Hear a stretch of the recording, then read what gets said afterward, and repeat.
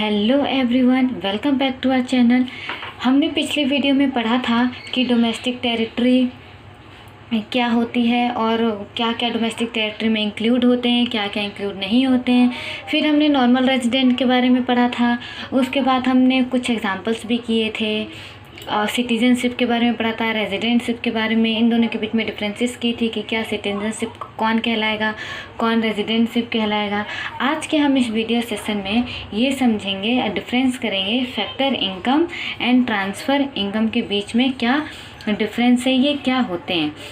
Basis meaning, factor income क्या होता है, ट्रांसफ़र इनकम क्या होता है।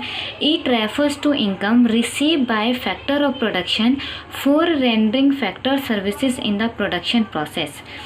Transfer income, it refer to income receive without rendering any productivity services in return. Factor income वो income होता है कि जो हमने इनकम रिसीव करी उसके बदले में हमें कुछ मिला है। जैसे 4 फैक्टर ऑफ प्रोडक्शन होते हैं, लैंड, लेबर, कैपिटल, एंटरप्राइज। उसके बदले हमें लैंड के बदले में रेंट मिलता है, लेबर के बदले में हमें वेजेस मिलते हैं, वेजेस दिए जाते हैं, और कैपिटल के बदले में इंटरेस्ट, और एंटरप्राइज को प्रॉफिट मिलता है। तो फैक्टर इनकम ये होता है कि हमें रिटर्न में कुछ मिल रहा है। बट ट्रांसफ़र इनकम ओनली हम क्या कर रहे हैं, इनकम को रिसीव कर रहे हैं without rendering any productivity services in return. Nature देखते कैसा है, इसको हम नेशनल इनकम में भी इंक्लूड करते हैं फैक्टर इनकम को, और डोमेस्टिक इनकम में भी इंक्लूड करते हैं।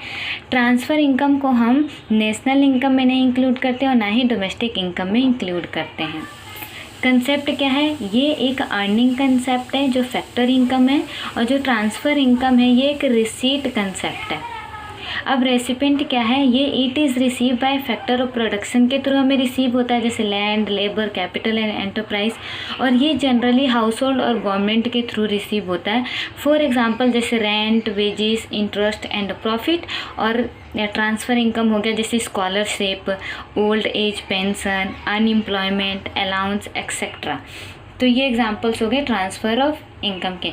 आई होप कि बहुत ही अच्छे से आपको ये समझ में आ गया होगा कि फैक्टर इनकम क्या होता है, ट्रांसफ़र इनकम क्या होता है। पेपर में बहुत बार ये पूछे जाते हैं कि what is the difference between factor income and transfer income. तो आप अच्छे से ऐसे एक्सप्लेन कर सकते हैं। Thank you.